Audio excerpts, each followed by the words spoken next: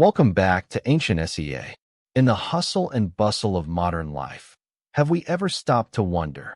This land we call home, this land of smiles, of vast rice fields and magnificent cultural legacies, Southeast Asia, where did it truly begin? Before the mighty empires of Angkor, Viet, Srivijaya, or Majapahit were established, even before the great influences of Indian and Chinese civilizations arrived, how did the people here live? What was their civilization like? Who were they? In this special video series, we will embark on the most extraordinary journey together, a journey back in time, to the dawn of history, to prehistory, to find the true origins of the peoples and cultures of Southeast Asia. And in today's first episode, we will explore Chapter 1 of the classic scholarly work, A History of Southeast Asia, to answer the most fundamental question: who are the inhabitants of Southeast Asia? First, let's talk about the name Southeast Asia itself. This is a relatively modern term that became common during the Second World War to describe a vast geographical area, including the Indo-Chinese Peninsula and the immense archipelagos of Indonesia and the Philippines. Even its spelling is not consistent. Sometimes it's written as one word, other times hyphenated. Essentially, it is a term of geopolitical convenience rather than a name with deep, ancient cultural meaning. And when we look at the cultural historical map of this region, we cannot ignore the two giants that cast their shadows over the area from very early on, China and India. Their influence was so strong that, for a long time, many Western scholars were accustomed to using terms like Outer India, Greater India, or even Little China to refer to different parts of the region. This way of naming, whether intentional or not, created a mistaken impression that Southeast Asia was merely a periphery, a carbon copy of larger civilizations. But is that perspective truly fair? The answer that this scholarly work provides is a resounding no. The book argues that the biggest mistake is to overemphasize the role of foreign cultures while underestimating the importance and vitality of the indigenous cultures themselves. Because the truth is, before receiving any external influence, the communities here already possessed a relatively high civilization of their own. They were not savages waiting to be enlightened. The core difference lies in the manner of reception. The influence of China, especially in Vietnam, was heavily political and administrative through 1,000 years of domination. Yet, even in those harsh circumstances, the Vietnamese people still developed their own unique culture. Though profoundly influenced by China, it retained its distinct identity. Meanwhile, Indian influence spread mainly through peaceful means, religion, trade, and cultural exchange. And a miracle happened. When Indian culture arrived in Southeast Asia, it did not replace the native culture. Instead, it was absorbed and transformed by the indigenous culture in a profound and silent way. It was like adding leaven to an already prepared dough, which then creates a completely new kind of bread with a unique flavor found nowhere else. The magnificent architectural works of Angkor, Pagan, or Java are powerful testaments to this unique creativity. They are strangely different from purely Indian structures. The key to understanding the region's history, therefore, is not to look at China or India, but to look at the indigenous cultures of the peoples who created it. So, what did that indigenous civilization look like? To answer this question, we must travel further back in time, into the world of archaeologists and anthropologists. Southeast Asia is known as a paradise for anthropologists because of its diversity and the surviving remnants of ancient ethnic groups. Our journey begins in Java, Indonesia.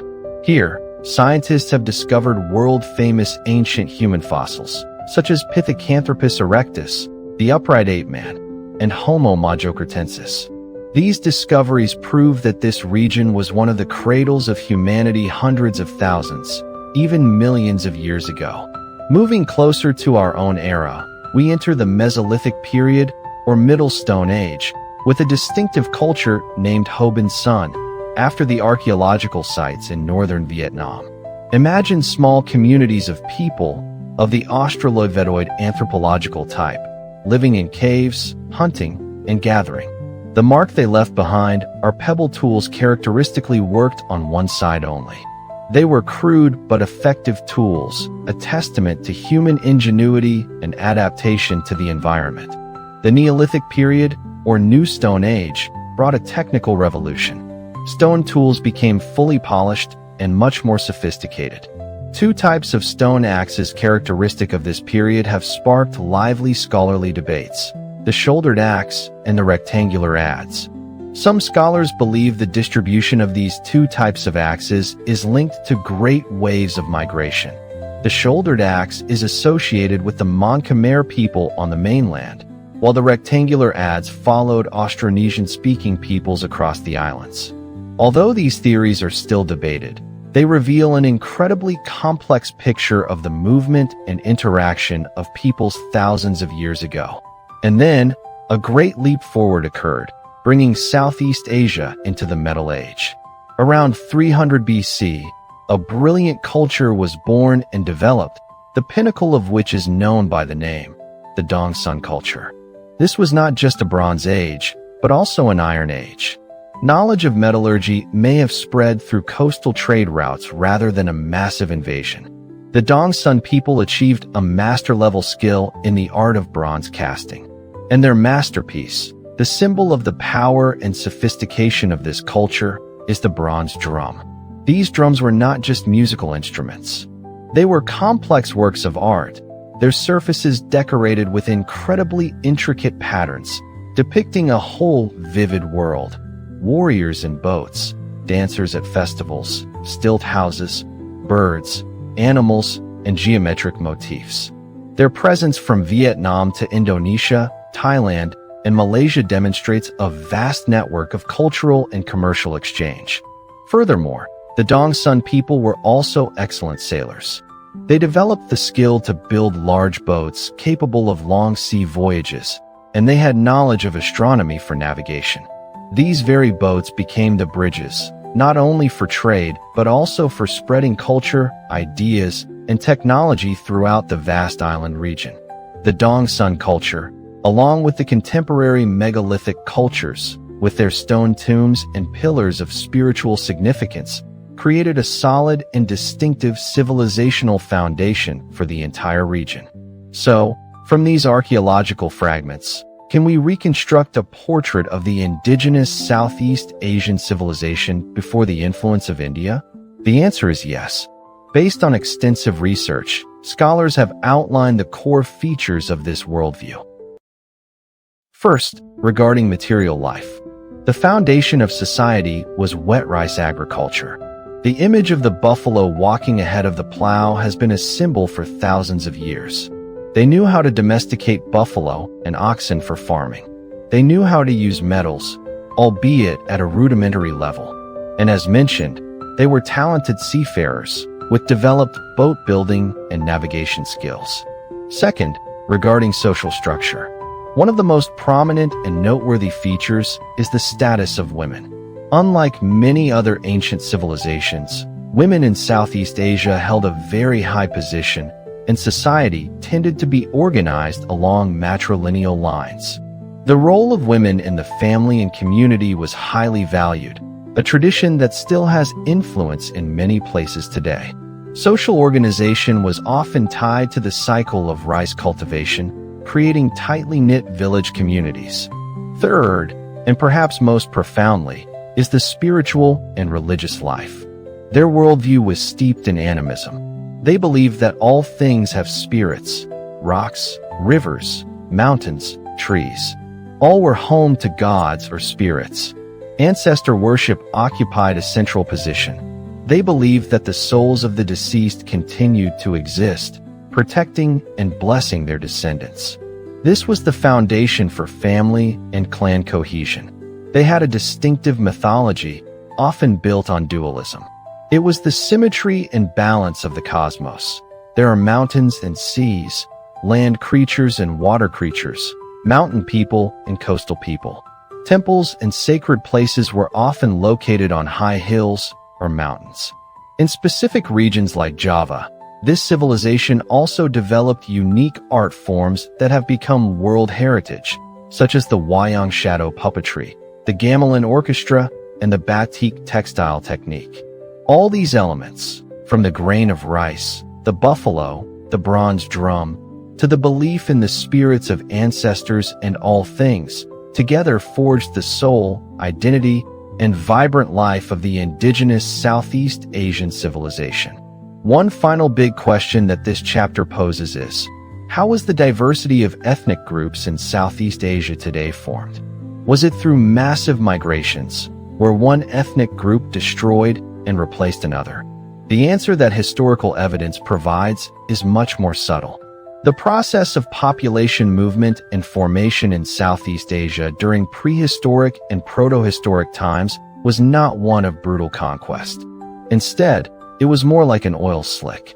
Imagine this: a minority group, perhaps a warrior aristocracy, with better organization or superior technology, arrived in a new land.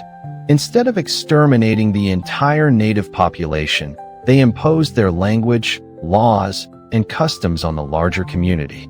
Over many generations, a slow process of assimilation took place.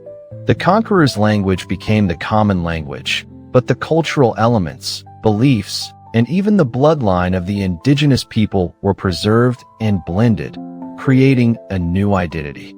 It was a very slow and lengthy process, with a great deal of assimilation from both the conquerors and the conquered. There was very rarely large-scale destruction or expulsion. The balancing factor of the population on the mainland, therefore, has always been the native Indonesian type, in the broad anthropological sense.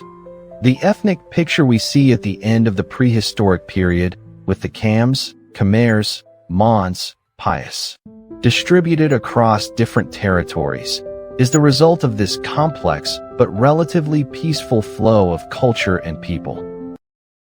Thus, through today's journey, we can see one thing clearly. The history of Southeast Asia did not begin with written pages recording Indian kings or edicts from Chinese emperors. It began long before that, in the caves of the Hoabinhian people, from carefully honed stone axes, and most brilliantly, in the resounding echo of the Dong Sun bronze drums. The foundation of this region is a vibrant indigenous civilization, with a rich worldview and a unique social structure. It was this solid foundation that created the cultural genome, helping the peoples here not to be dissolved, but on the contrary, to transform foreign influences to further enrich their own identity. Understanding this origin is the key for us to understand the entire historical process that followed, why the ancient kingdoms developed in their own unique ways, and why the national spirit and cultural identity have always been a persistent flame burning throughout the thousands of years of history of the land of Southeast Asia. In the next episode, we will explore one of the most magnificent chapters, the arrival of Indian civilization. How did it happen? And how did it, together with the indigenous culture, create such glorious ancient kingdoms? Thank you for watching. Don't forget to like, share, and subscribe to Ancient SEA so you don't miss the next fascinating journeys into history. Goodbye and see you again.